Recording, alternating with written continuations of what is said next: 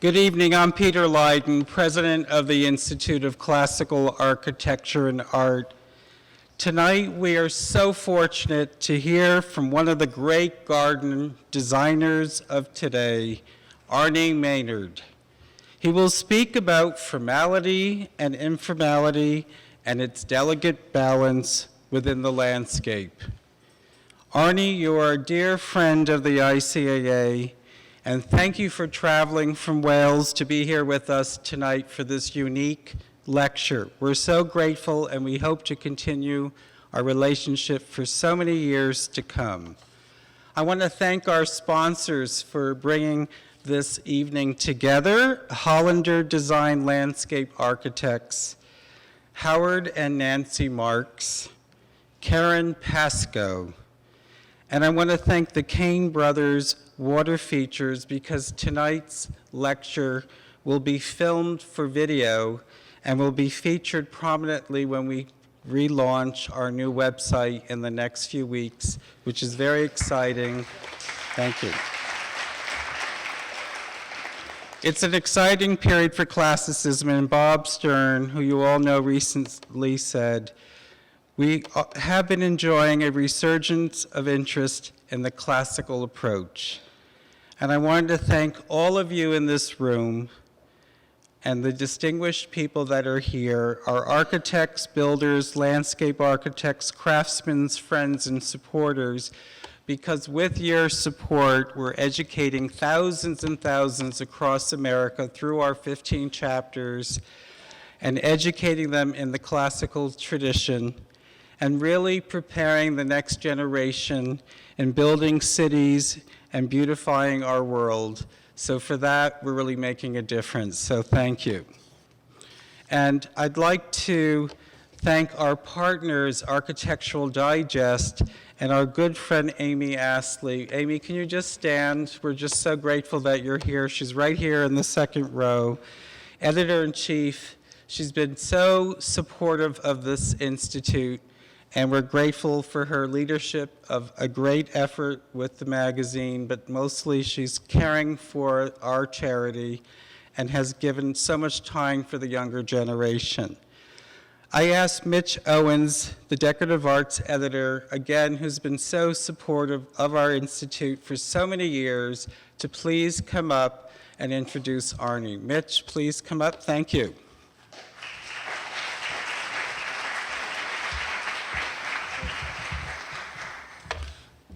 Good evening. I'm delighted to be here with you in this marvelous building, in this very special room.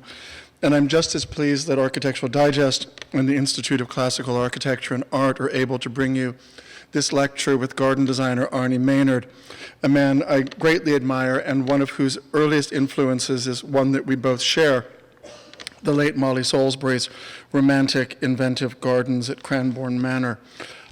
He, however, launched a career out of that admiration, and I can barely weed my poor small little garden. Now, garden designer is a much nicer word than landscape architect, I feel, because it has an earthier, modest tone, one that conveys not only Arne's own personal charm, but the intimate relationship that he has with the plants he uses and the land he shapes. To visit one of Arne's gardens is to lose oneself in a paradise, whether it is a walled garden in Sussex, where the lupins rise like great clumps of candles, to most famously and seductively the garden at his house in Wales, which he shares with his spouse William Collinson. In those places, the rest of the world entirely vanishes, leaving one to marvel amid an architecture of hedges, softened by frothing flowers and foliage. Given Arne's creativity, appreciation of traditional craftsmanship, and love of history, I cannot think of a better co-host for this lecture than the ICAA, an organization that has done so much and is still doing so much to educate and inspire professionals of the classical and traditional design fields, as well as enthusiasts and students of classicism across the country. With roots that go back decades, it is dedicated to using lessons from the past to create more beautiful cities, buildings, and landscapes today and into the future. So please let me thank ICAA President Peter Leyden for making tonight's lecture possible, and I give you Arne Maynard.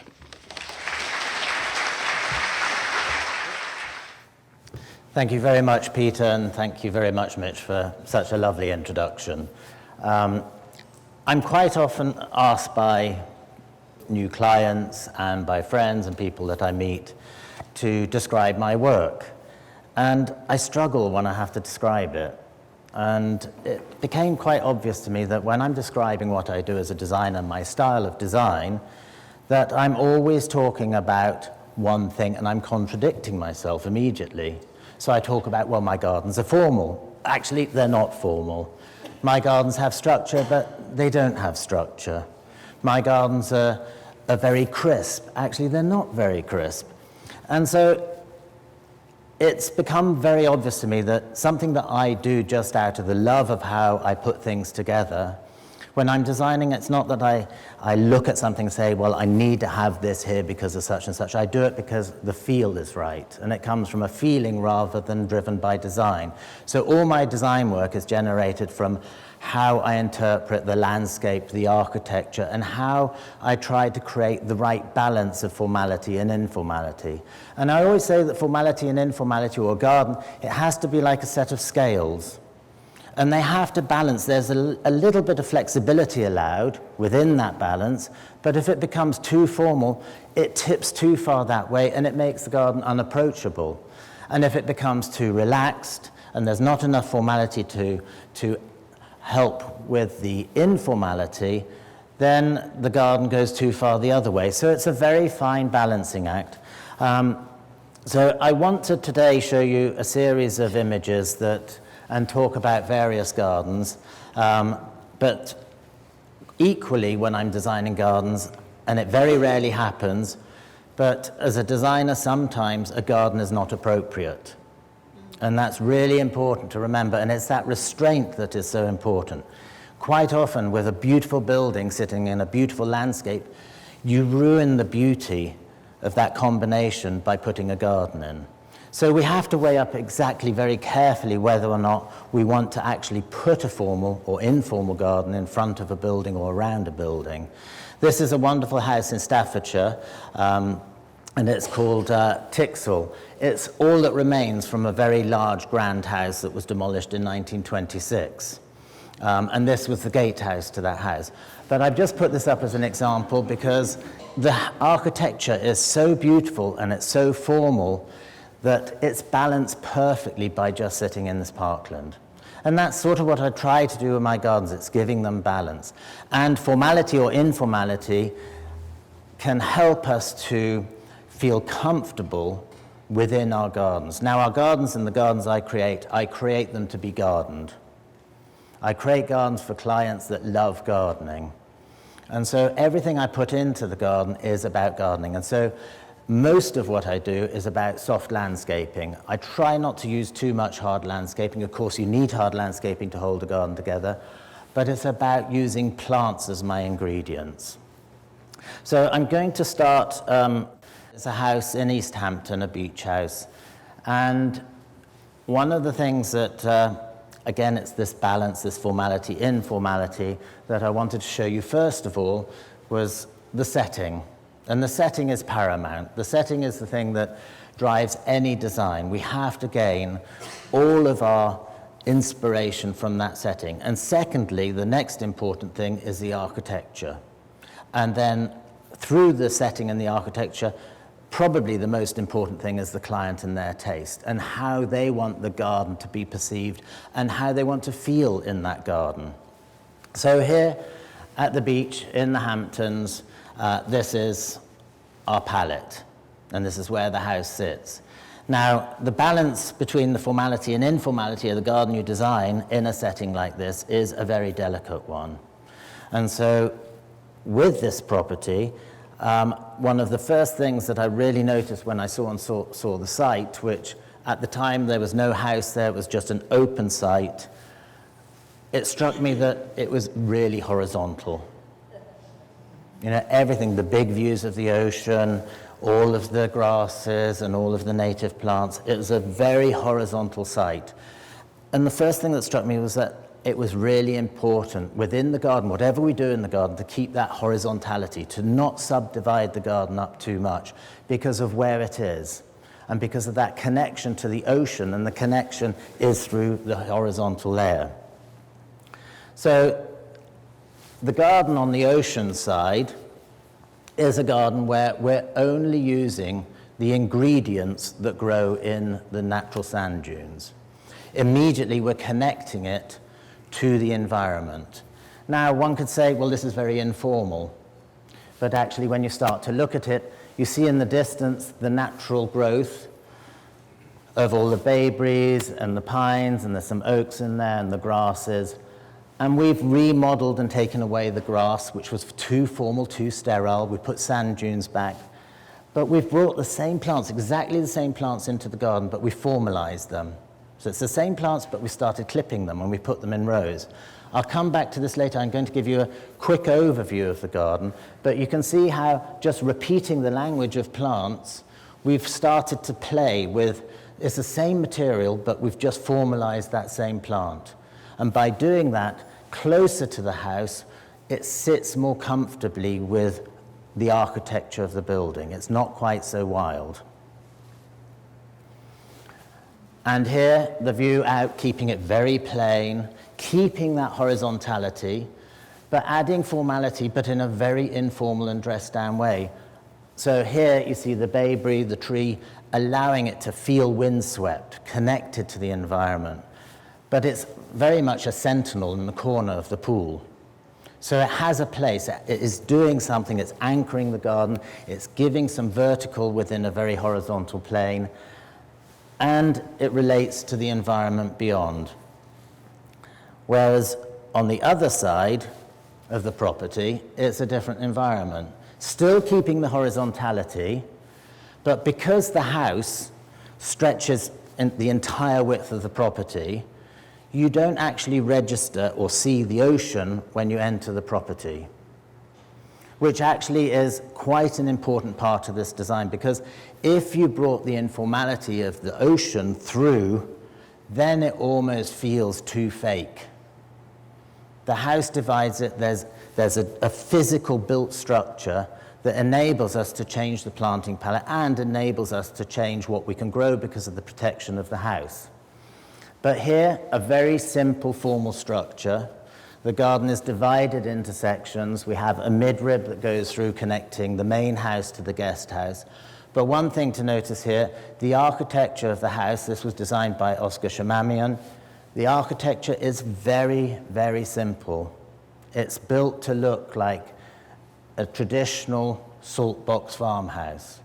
And the guest house is built to look like a barn. So, you know, we can't put a grand formal garden in here because it's not in keeping with the architecture. So our gardens have to work with architecture. We have to enable our planting that we do to enhance and sit comfortably with our buildings that we're creating the gardens around.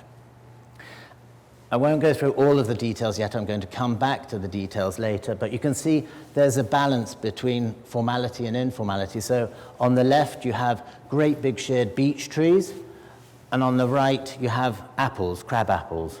And it's that mixing up of the two things, one quite agricultural and one quite formal. One is clipped, one is left to grow natural.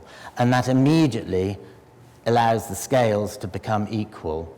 And then we can do other things within the garden. We can put in this great path of pebbles that we've collected out of the ground, but we dress it down with sowing thyme into it. And only where you walk do you get the tracery of the pebbles coming through. I was there 2 days ago, and now the path is really narrow, the cobble path, which is exactly what I wanted. It's that form follows function, and then it has a reality. So it's this really dressing back and allowing the garden to also evolve and do its thing. And then we subdivide the garden further with further devices such as the vines and the vegetable beds. Now, my brief from the client for his garden, for their garden, was one that the first thing they said, we do not want an English garden. And I said, that's fine, because you're not going to have an English garden. This garden, they asked me to allow it to be part of the tradition of the Hamptons. They didn't want a garden that was full of hostas and full of hydrangeas. They wanted a garden that had the elements of where the house was. And so the elements that, for me, that I picked up, and with discussions with my client that was very important, were orchards, vines, beach grasses, sheared beech that you see in the Hamptons, box, which you see a lot of, and pumpkins. So those were my main ingredients. And here you can see these vegetable beds and the division of the garden, giving a garden balance. There's a lot of green, there's a lot of cut grass on this side of the house, but hopefully you can see there's quite a nice balance between the structured garden and still keeping this very plain green swath that's horizontal that runs right through the garden. And again, I'm going to come back to this later. I just want to give you an overview of this garden first. And the orchard that we planted in these undulating mounds. Again, a device to allow that orchard to become a little bit more formal, but it's not formal. And using the fruit trees to provide a really beautiful casual atmosphere in the garden.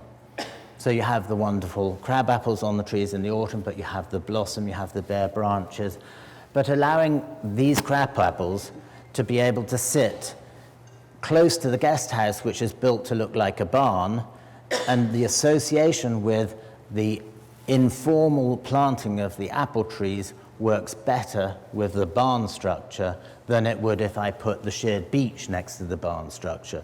So immediately the association becomes much stronger, and it helps the architecture to be rooted, and it helps the garden to sit more comfortably. And the surface of the driveway and the route of the driveway into this property as well, deliberately curving the drive so that we're slowing everybody down. We're making it more interactive with the site and the garden because of this wonderful slow meandering route, and taking people through the orchard. So immediately they're immersed in the things that maybe they saw as they drove into the Hamptons, all the orchards between Southampton and East Hampton, but also just rather than having a straight drive that goes straight up to the front of the house, this direct runway, this direct route, you're allowing people the romance through the planting and the informality of the way you enter the property to become connected with the property. An arrival is a hugely important part of getting to any house and garden. And equally here, the surface of the drive, the tactile surface. This is crushed oyster shell, it's marl. So it has a nice association with the beach, but the informality of using something like that in a formal setting with this quite crisp drive, although it meanders, just the feeling of, well, not the feeling, but just the difference in sound that you get from the oyster marl when you're driving on it or walking on it, it's soft. So immediately, through the choice of materials and dressing that down, it's not this crunchy gravel that you hear. It's a really beautiful, soft environment, and therefore it's already putting you into the frame of mind of being on the beach and being somewhere calm and relaxing. And here, close to the barn, you can see the associations, how right the informality of the fruit trees feel close up to this rather agricultural-looking building that has been designed to feel like an old barn and turned into a guest house. Very simple. It's not a grand building. So here we can't have formal devices. It has to be dressed down. But the combination of this with perhaps a little bit of the topiary that sits against the side, it's just helping to pick the balance up again. And here again, you get a view of that. But on the other side of the garden, then we have the sheared beech. So quite often, or most of the time when I'm designing gardens, I try to keep my palette restrained. And I guess it's like when you're, as an interior designer or doing a house, you don't want every room to have a different carpet. You don't want every door trim in the house to be painted a different color. It's really important that when we're creating gardens that there's a calmness, and each garden that I create has a different ingredients list of plants. And the nice thing about being able to create gardens that have this formal and informal structure is that quite often you can use the same plants for both. like the bayberry, can be clipped into these rolling hedges, or it can be allowed to grow wild. Beech trees could be cut into really beautiful hedges against a natural woodland of beech trees. And so it's the same plant, but just treated in different ways. And that is a terribly exciting way of creating this balance within the garden by just having a minimum palette of plants. And then the garden has even more strength, and it almost makes the formal side of the garden more formal because you don't have this eclectic mix of too many things. And at Tyson Lane, because it sits on the ocean, you saw the big shot with the grass. It was really important that when we came up closer to the house, there was a softness again. Because as soon as you enter the house and you look out onto the ocean from the house, there's a softness on the other side. We have all the beach grasses, so it was really important that this side of the house, that the borders were very loose, very relaxed, very romantic, almost too much on the wild side, so that there was a link. So you can see here the planting of the perennials close up to the house that you have to travel through to get to the house further reinforce the feeling of this being a very simple house, and it's not a grand house, and it helps to connect the landscape with the architecture, but equally it helps to set it in its place with the environment that's on the other side of the house, which is this maritime planted environment. But we still have to provide a little bit of punctuation, because if it was just that on its own without any of the green boxwood or any of the other layers, it would become too informal. We would lose the impact of the informal aspect of that garden. And so by placing just a few boxwoods within the border, it just sort of sharpens everything up. It just allows it to have much more of a contrast between these two textures and these two softnesses, or you could call it formality and informality. And the garden is layered with further layers of parallel lines that work parallel to the house with espalier apple trees. And the unexpectedness of coming across fruit close to the house immediately deformalizes that space. And as you come into the garden, we still have it looking quite wild, but we're starting to tame it more. So the closer you get to the building, the more we formalize the planting. And this is a really good demonstration of how, over wide box hedges cut as nice big wide platforms, and then the planting inside some of the natives that grow in the area, but also some of the cultivators. So now we're starting to mix native and cultivated plants, but setting it within this framework like a picture frame of formality. And also, really importantly, a garden has to have structure for all of the year. Without that structure, if it was just all loose, it would fall apart by the end of the autumn, and you would have 6 months with no structure and no pattern making within the garden, nothing to give you scale and nothing to give you a balance. So you can see here, by using these sort of rather transparent devices of fruit trained on with posts and metal rods through, this allows us to create separation within the garden. So we can start to set up a structure within the garden. We can start to compartmentalize our garden. And by using the apple, it's less predictable. It's a bit of a surprise because it's close to the house. You would expect it normally to be by the vegetable garden or at the edge of an orchard. By placing it immediately really close to the house, it completely turns everything on its head. And it makes something that becomes a lot less informal and more approachable. It's sort of more welcoming into this house to have this than if this was a very sharp cut box hedge or hornbeam hedge or a taxus hedge. It just becomes too dominant and it becomes too strong. Whereas by doing something like this, in the winter it becomes transparent. It's about the gnarly branches. It's about all the plants seeding in underneath. It has an ability to provide a very veil-like division within the garden. So going back to the driveway, that's a little, very quick overview, and I'm going to come back to Tyson Lane. But the driveway at Tyson Lane, as I said, meanders and it's made a mile. But arrival is, I think, one of the most important things when designing a garden. And we can immediately, just the way we design our arrival, set up the entire atmosphere of what we expect in the garden. And just give people a little taste and a feel of what they're to expect. We can change the character of the formality of arrival. So quite often clients say, I love our house, it's beautiful, architecturally it's amazing, but it makes me feel uncomfortable. It makes me feel uncomfortable when my guests arrive because it's so grand. How can we do it? I just want to try and create something here that is more relaxed, that my friends and my family and I feel more comfortable in. Doesn't mean they don't love the building, but you know, that balance could so easily go the other way. If it was all very formal, it would become almost unacceptable for my client to live in that way in that house because it's not portraying what she is about.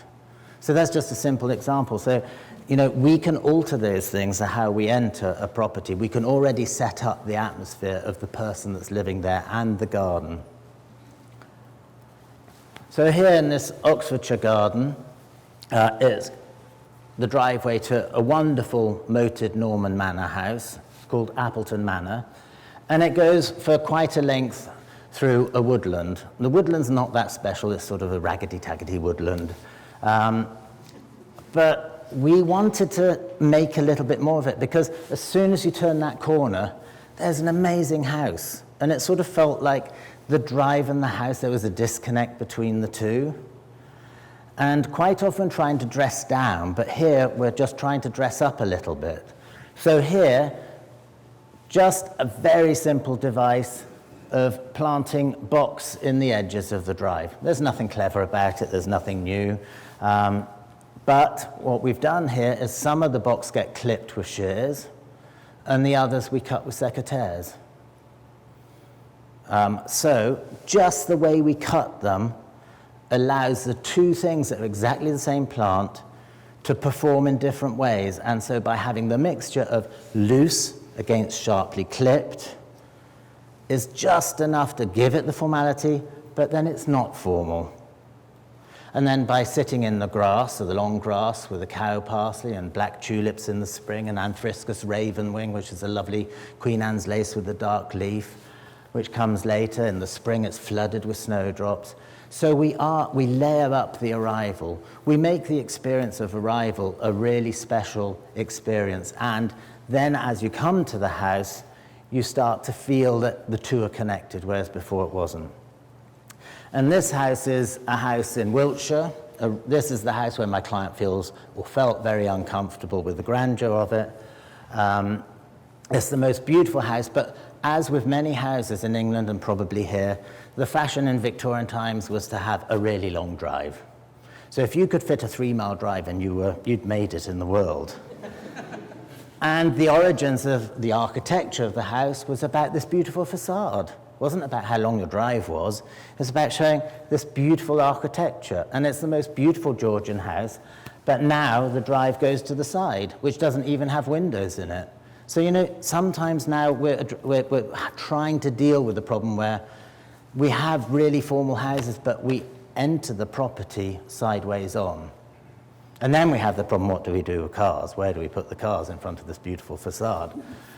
So here on this property, I wanted to address that by adding some topiary at the entrance. So the topiary is starting to make the arrival a bit grander. We're not seeing that this facade doesn't have windows in on the side because our eye is taken away by the topiary. We're not allowing the topiary to become too grand because it's not taxus. Taxus would immediately make it too grand. But this is carpinus, it's hornbeam. So immediately by having these big domes in hornbeam, we're clipping them the same way we could clip the yew, but just the materiality that we choose dresses it down. Sits right on the edge of the park. You come through with these wonderful black sheep. Luckily, the house is called Blacklands and it has black sheep, so it all goes quite nicely together. But you arrive then at this facade of the house and we've pulled the parking away. But you'll see here, this is the original route to the house. So really beautiful house. When we started the project, the cars just drove in, they all parked in front. It was like a massive car park. And I kept saying to my client, well, they wanted to put the drive back here. And I kept saying, well, you've just told me that you want this house to feel more relaxed. And then you're immediately telling me you want a formal drive and you want to come straight down, heading for the front door. Now that driveway is really formal, and you're going to increase the formality of your property straight away if you do that. It already has an avenue of chestnut trees. We've planted a new avenue to replace the chestnuts when they die eventually with lime trees. But you know, there's nothing more formal than a double row of lime trees leading to the front door. Have a driveway just going through a park without the lime trees. It's the same driveway, but it's immediately less formal.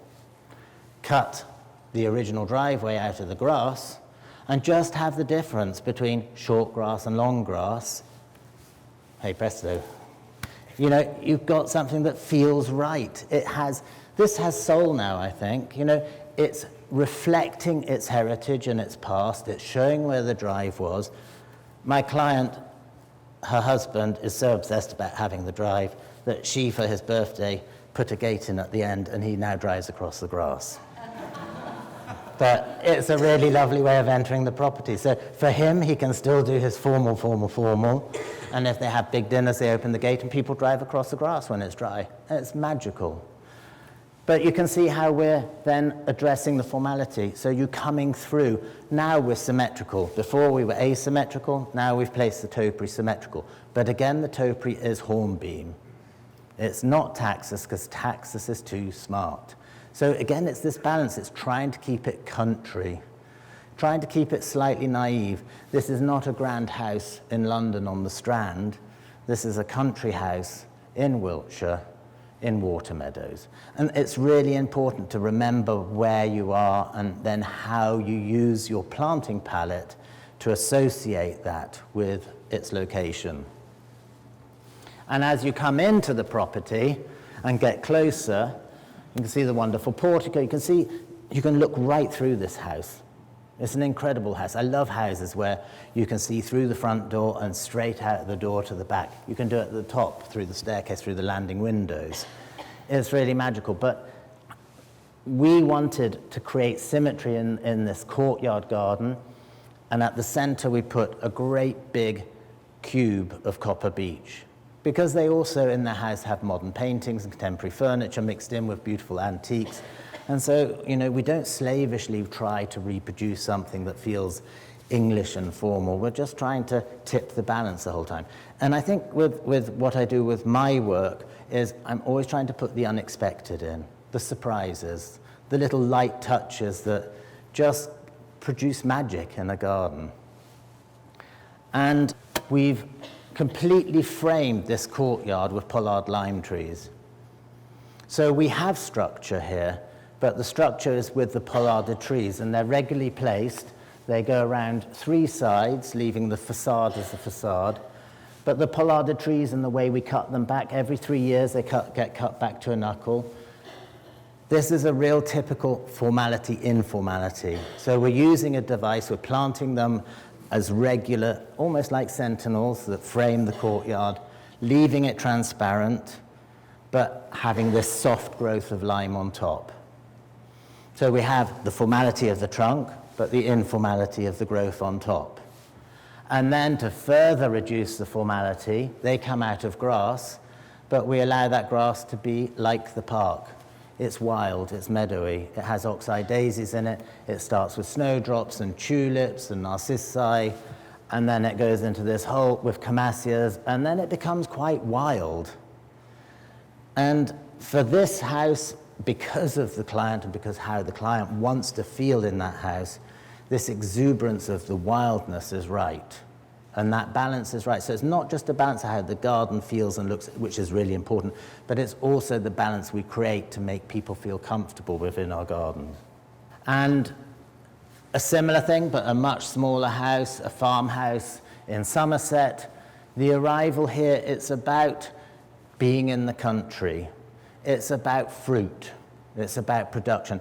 This is a wonderful Elizabethan house, but when Elizabethan houses were built, the gardens weren't huge, so that's another important thing to remember, is that our gardens cannot be oversized for the property. It has to be in scale. This is a very tight garden, and gardens of that period were very much about growing things that you could survive on, fruit that you would eat and vegetables.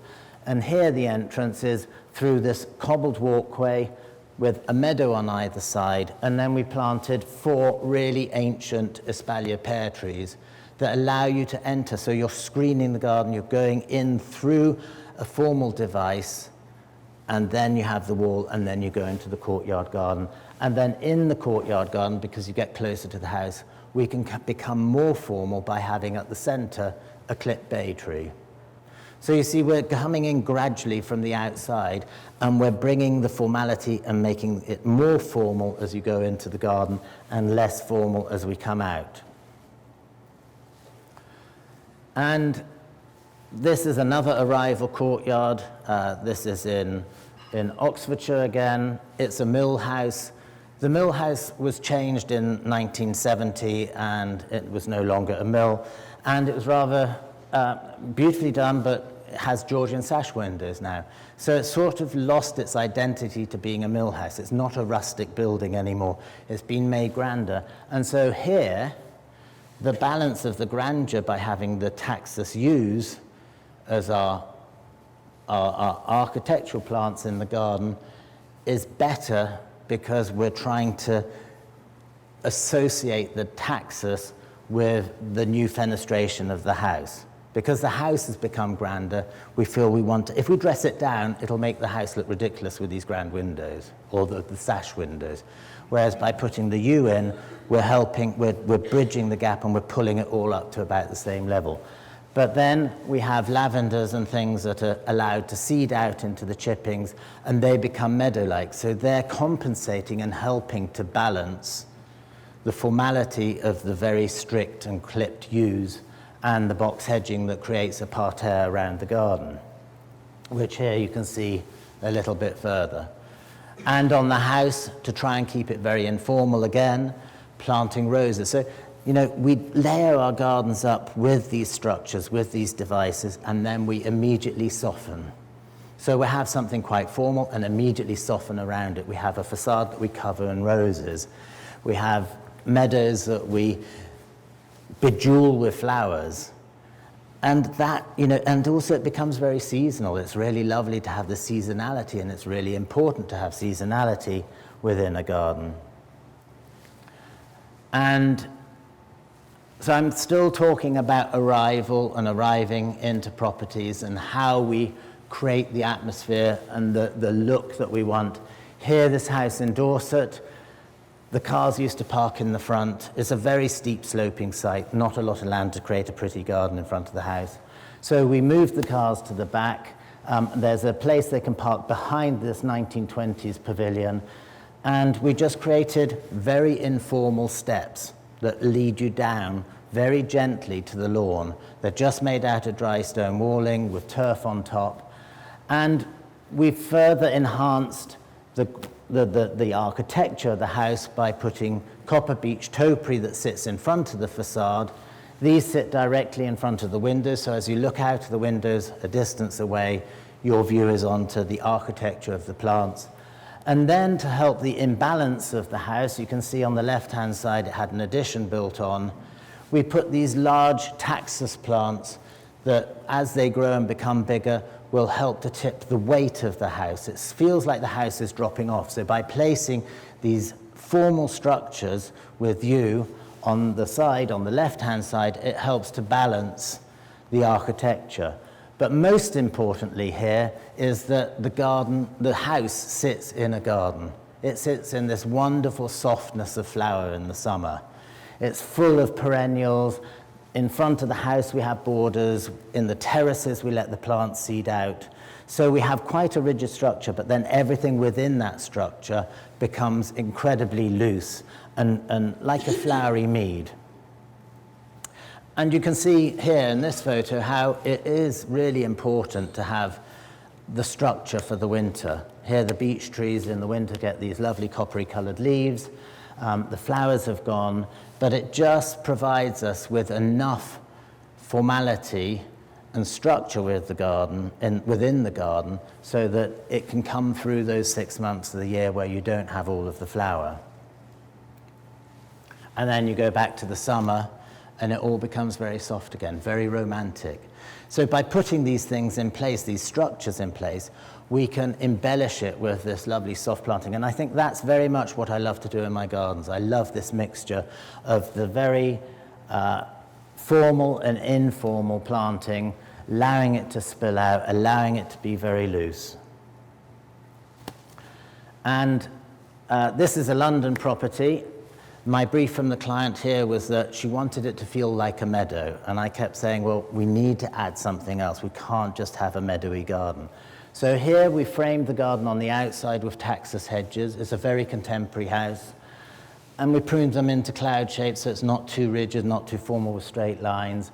We further echoed the enclosure by having bleached pear trees. These are edible pears, so for a London garden to be able to harvest all your own fruit is really lovely. And then we filled the garden with flowers, but in between all of the flowers we have coursed hen steel planted vegetable beds. So all the vegetable beds are raised beds, so adding a modernity that then tie in with the house. And we have our punctuation and our balance with the topiary trees. But the topiary are all different shapes, because if they were all the same shape, it becomes too formal. By mixing the shapes and mixing the varieties, immediately we dress down the formality. So here you can see a little bit more about the structures in the garden and this sort of meadow-like feel of bulb planting that runs through the garden. And here again with the corten steel planters for the vegetables, providing the structure in an architectural built way rather than with planting. So going back to Tyson Lane, at the front of the house, we wanted to create this enclosure, this arrival. And we created it by these devices of having the espaliered fruit as one, and traveling through the flowers to get to the house. But also we wanted to create symmetry within that courtyard garden. So we have the fringe tree planted on the left-hand side, and on the opposite side, rather than putting fringe trees on the opposite side, we have a huge magnolia. So again, we're mixing up the ingredients, but this provides strength on one side of the garden with the fringe tree, and on the other side, the magnolia, which is really large, provides us our volume that we need. And again, just showing you these divisions of this garden with these more formal structures that we can train fruit on. And then in this border of all this soft perennial planting, it's really important that we have these box bushes that give us our weight and give us our balance between it being too soft and too structured. In the other photo I showed you at Tyson Lane, you can see that that had a lot of soft planting. Here, this is Appleton Manor. This is the Norman moated manor house that I showed you the picture of the drive before. Here, it's the reverse. Here, because the house is a wonderful heavy Elizabethan house, or Norman house, predates Elizabethan, here we have more weight with the structure, with the planting.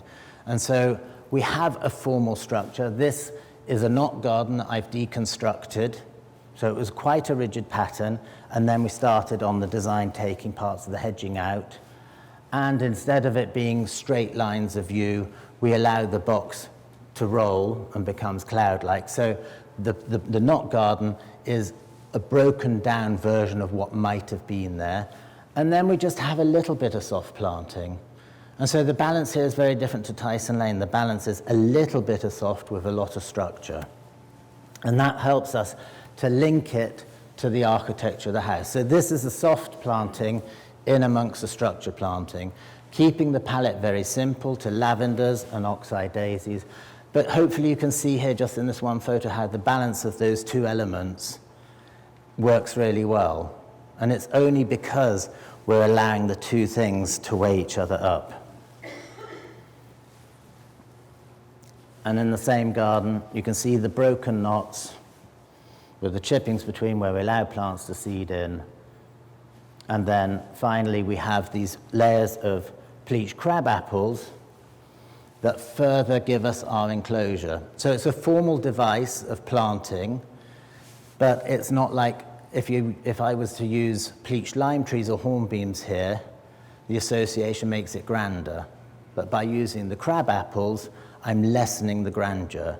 And that fits better with the house, which is this lovely Norman house, which was altered by Detmar Blow in the 20s. And you can see the layers and the topiary and everything here work, I think, very well as a balance with the architecture of the house. And in my own garden in Wales, this is now only 10 years old, I love using fruit as espalier work. So here again, I've got crabapple. This is one called Everest. But it frames my small courtyard garden. It gives me a sort of inner space, an inner sanctum within my garden where I can put all my really special rare bulbs in under the box balls. And as the topiary wanders out of the garden and gets up towards the landscape, it becomes deciduous. And what I'm trying to do in my garden is allow the formality to dissolve out, still being formal, because I'll clip all sorts of things. Anything I can clip, I'll clip as it goes out into the landscape, whether it's hawthorn or holly. But I just clip the things that have been seeded by birds, and they sort of gently become dissolved away. So I'm dissolving the formality away. So that is also really important, is we can't keep hanging on to the formality in the garden. We have to allow it to dissolve. Here at Hampton in Herefordshire, great fruit growing area, is where we grow lots of damsons in England. There's nothing more beautiful than an orchard. And orchards are formal. You know, when they're planted in a grid, they're formal structures.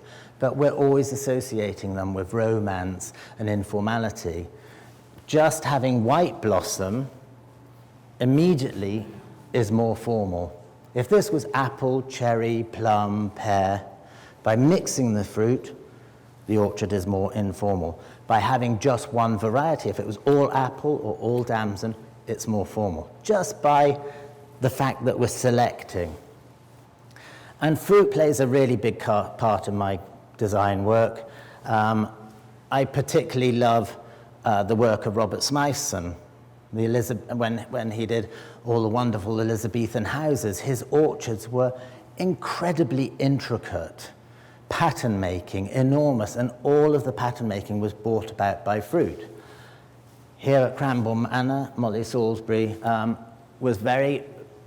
grew up in Dorset. I used to visit Cranborne Manor the whole time, and just this simple cut path through the orchard immediately turns it from just being an orchard into something that has a destination, has a route, but just the grass cut as a path, very simple device, and we've all done it. It's not clever, but it works.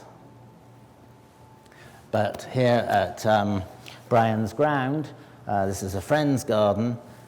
He has an orchard, but do you see how immediately this is more formal? It's more structured. He's used Iris sibirica, Perry's blue, in a very formal way within his orchard. It's magical, but it's not the orchard I just showed you before, and it's not the damson orchard. And at Southwood Farm, this is a plum orchard, so it just has white plum bottom, but I've put structure in for the winter. I've put these cubes of beech in because I needed this part of the garden to hold on to its formality and not drop away too quickly. So in my garden, I want it to drop away quickly. Here, I'm trying to hang on to the formality. So the unexpected of the clipped beech under the plums provides this very rigid formal structure that the two opposites work really well. And in the winter, it goes this wonderful rusty color. So when there's nothing happening in the orchard in the winter, we still have a degree of formality.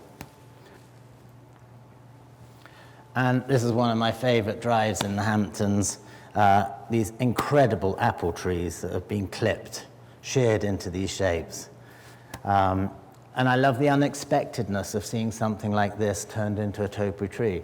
I'm still waiting to find a supplier that can grow these for me just like this that I can use. Or I need to be a bit younger and clip my own. So going back to the garden in East Hampton, why did we use fruit? It was because we wanted to have that more understated planting close to the barn structure. We wanted to enable people to feel comfortable coming in and being associated with the fruit production of the Hamptons. But one of the things that I wanted to do, I wanted to plant all of the fruit trees up on ridges. So I created these ridge and furrows in grass so that the grass itself became textured, and you'll see here in the next shot. And I wanted to do this here. It's an old agricultural technique in England to increase land and the volume of land, and because it's raised, it drains earlier, therefore you can sow crops on it earlier. But you see these ancient fields that are ridge and furrowed. And that's one of my passions. I love sort of man-made landscapes like that. But here I just wanted to create this formality in a very simple way, just using grass and just creating this pattern of an orchard. This orchard has been deconstructed, so when I designed it, it was a complete grid. Then I started plucking trees out in the design, but they all were lined up and came out of these ridges. And you can see the contrast between this and the flat lawn on the other side. It's exactly the same material, it's lawn, it's grass. But just the way we treat it, it's just working together, it's harmonious, but there's a difference. So it's a bit like my descriptions of my gardens. Well, they're flat, but they're not flat, they're ridged, they're not ridged. And in my own garden, I've done something very similar. We created a green theatre. I love using my garden for plays in the summer. And here we have a green theatre close to my studio. So the formality of the banks as they're close to the building are in dry stone walling. And then when it starts to go into the landscape, it becomes soft and natural with grass banks. And at a friend's garden, a garden called Lowes Court, just this amazing way of traveling through the landscape. This is no longer the garden, it's a plantation of poplars. But just by having this green causeway, it connects the garden to the landscape. You walk down the causeway, and then you look over the fields and to the River Wye beyond. And at Brown's Ground again, a perfect grid of cherry trees planted in a woodland with a mown grass square underneath, and then long grass, the simplest of devices. But the important thing here is that it really works. It creates a space, it creates somewhere, a rival. And this garden in Northumberland was one that I worked on a few years ago. Wonderful house sitting in parkland. The railings came very close to the house, and we felt that the house was being gobbled up by the park. It was just too much parkland. So because it's a formal house, we created, just by mowing a pattern in the grass, a grass parterre. And Sir George Sitwell at Renishaw Hall was a master at formality. He created this wonderful garden and the ha-ha, and then he dropped down into this lovely D-shaped lawn. So again, just bringing the formality of the garden right into the pastures where the cows graze. And in my own garden, I love bejeweling my meadows. And that's my formality within the informality. I love planting this tulip, which is called Whittalii. It's a species tulip. I'm just flooding my meadows with the tulip in early spring with the persicaria. And then later, as the summer comes, we have this wonderful Iris hollandicum bronze beauty, and I mix it with bright orange trollius. But it's just in my natural meadow, it's in my native meadow, but I'm bejeweling it. And so I'm adding a sense of formality in a very informal way by planting it within the meadow. And equally, putting topiary in meadows. Again, nothing clever, we've all done it before, but it works. It's just a lovely balance. It stops it becoming too meadowy. It gives it a sense of scale. And roses, the same. You know, planting roses in grass, it's so romantic, it's so soft. And it's the informality of that, rather than the rose being in a traditional rose garden. My garden, the rose garden, the cottage garden, is just beyond the stream on the other side. I have roses planted in a more formal way, but as I leave that part of the garden, I go into my meadows, I still have roses in the meadows, but I like them to be wild. So there is a gradation from the formal to the informal and to nature and to wild. or growing them in trees. This is Francis E. Lester growing in my older trees. My rose garden now at home is a wild rose garden. It grows in my meadows and they grow out of my trees. I hardly have any roses anymore in borders because I'm getting really excited by allowing the roses to grow in a more natural environment.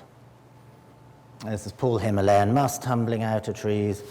And then here at a friend's house, this wonderful rose seagull, which is allowed to scramble over the railing. So again, you know, the railings are a division within the garden, but planting them with this rose is a really lovely way of creating the division, as we did at Tyson Lane with the vines on these old fence posts. So the vines, with the wires that wrap around and create the pattern, hold the vines, and they create the division within the garden and within the spaces. And they create these screens within the garden. So they are formal because they're planted in parallel rows, and the parallel rows relate to the house, and they hold in these small vegetable beds that are edged in box. And so here, this is where we have our pumpkins and our herbs and our salads. Not a big garden, not a big vegetable garden, but it's the combination of the looseness of the vegetables with the framing of the box, and then allowing it to be, again, very loose and free amongst that structure. And one thing that I love to do is actually to sometimes place vegetable gardens immediately outside a house, because again, it's unexpected to see the vegetable garden right next to a building. They're usually tucked away. But I love the informality of bringing it close to the house and using it as something beautiful, because vegetable gardens are beautiful, the production of them is beautiful, really close up to the building. Here in this vegetable garden in Sussex, this is a garden made of quarters. We subdivided it again, but here it was very important to mix lots of flowers into the vegetable garden so that it isn't just this enormous garden producing vegetables, that we have the softness of the flowers dressing down the rigidity of this garden.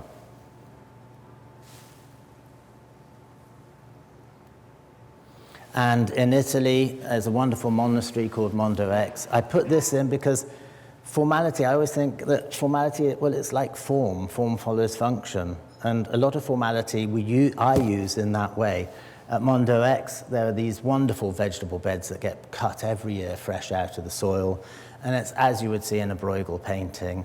But I love the formality of exactly the same size, just these regular beds that then get planted up with vegetables. And in Ireland, in Ishmael, where they have no depth of soil, they pile seaweed between every year in the spring. They put seaweed in the trenches, and they move the soil from the previous bed on top of the seaweed. And they only have a depth of 18 inches of soil, but every year they gather seaweed and they put it into these trenches.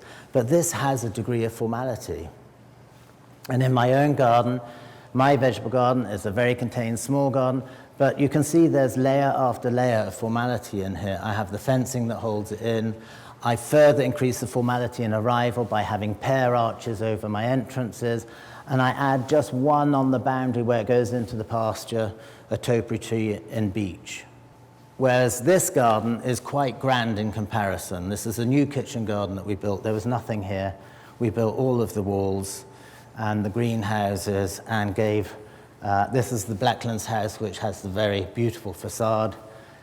It has a really lovely architectural quality, but you can see we've immediately tried to dress it down in the center by having loose planting in it and by putting in unexpected topiary within the vegetable garden. The topiary also acts as our focus to take us out through the main gates that deliver you back into the garden. And this is the other view going the other way. And at home, I use topiary. I use it in a different way that I've used in a lot of gardens. I would say they're like my friends. It's like a party. I use them to create subdivision in a very peculiar way. They're like hedges, complete hedges, and as you walk, you get views through them, and they open up, and then they close down again. So these, for me, create these courtyard gardens, but in a very open structure. And at Tyson Lane, the topiary sitting up against the house is, again, very loose. It's just loose clipped box growing out of time, out of this cobble path. So giving some formality close to this building, but it's not formal. And at this property, just having these topiary trees in a plantation of poplar trees with the cut grass path. Very simple, but just allowing an axis through the garden and creating within this woodland something that is more formal and more special than just the woodland on its own. Anyway, so that's the last slide. I hope that that's made a little bit of sense. It's a huge topic, and I tried covering it all, but I don't know whether I covered it all, but hopefully it gives you an idea of the balance that is really important between the organic and the inorganic, and the structured and the unstructured, and the clipped and the unclipped, and the tame and the untame. Thank you very much.